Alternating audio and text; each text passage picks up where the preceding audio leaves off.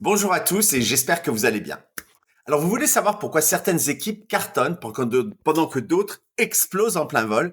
Eh bien, il y a un gars qui a bossé sérieusement sur cette question et cette personne, eh bien, c'est l'auteur Patrick Lencioni. Dans son livre The Five Dysfunctions of a Team, il explique pourquoi tant d'équipes échouent et surtout, du coup, comment les transformer en machines ultra performantes, ce que je suis sûr que vous rêvez de faire avec vos propres équipes.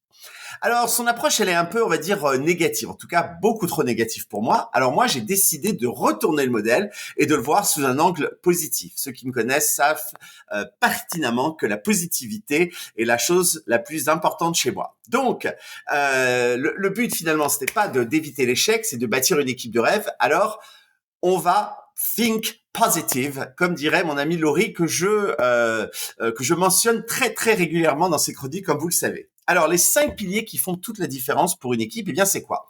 Le premier, c'est bâtir la confiance. Parce qu'une équipe qui fonctionne, c'est une équipe où on peut être soi-même, sans peur du jugement des autres, pas de politique, pas de faux semblants, juste de la confiance authentique. Le numéro 2, eh bien, il faut savoir maîtriser les conflits. Pas question d'éviter les désaccords, mais une bonne équipe, elle sait débattre, challenger les idées, mais toujours avec respect et intelligence. L'objectif, trouver la meilleure solution, pas juste gagner la bataille du débat. Numéro 3, obtenir de l'engagement.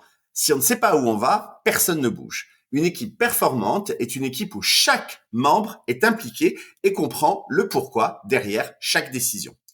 Quatrième conseil de Lencioni, accepter de rendre des comptes. Ça veut dire qu'on ose dire les choses, qu'on se challenge mutuellement et surtout qu'on prend nos responsabilités. Parce que dans une vraie équipe, on se soutient, mais on se pousse les uns les autres à donner le meilleur de nous-mêmes.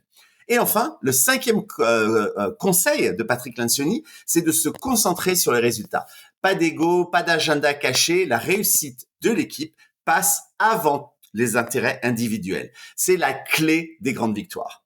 Donc voilà, maintenant vous avez les 5 fondations d'une équipe qui déchire et d'ailleurs dans les prochaines vidéos à venir, eh bien on va les décortiquer une par une et je vais vous donner plus de détails et astuces sur chacune d'entre elles. Donc, la prochaine fois qu'on se retrouve, on va parler de bâtir la confiance parce que sans ça, eh bien, tout le reste s'effondre.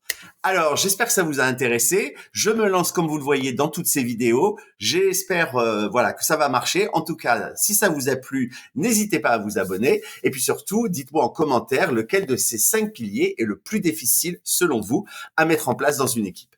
Allez, on en parle juste en dessous et à très vite pour la suite.